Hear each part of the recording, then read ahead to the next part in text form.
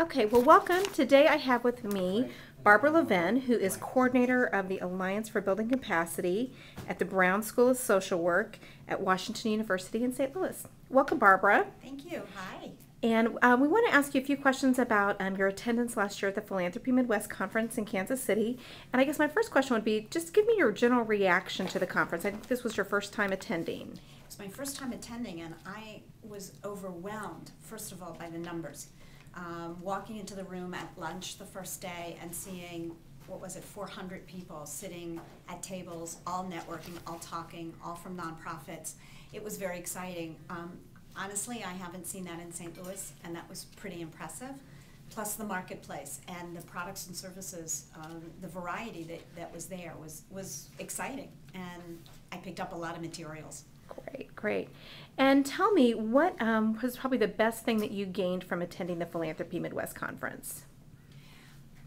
And I think that general impression of the nonprofit sector in Kansas City, and how well it's connected and networked. Plus, I have heard Robert Egger before, but I think he is an incredible resource. So really hearing him again and reinforcing his vision and his reminder to us about advocating for the sector. Mm-hmm. And the other is Mark Light. I had not heard him before. I had heard his twin brother Paul, and at least 5 times. And Mark was an incredible resource for nonprofit boards and governance, which is an area where I teach and support nonprofits. Great. And what was your best takeaway then from the conference?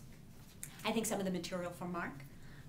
Also, Carter McNamara, the resources of the conference workshops themselves. I think they offered a wealth of information, a variety, and takeaways. I mean, I walked out with materials and that I can then share with others. That's great.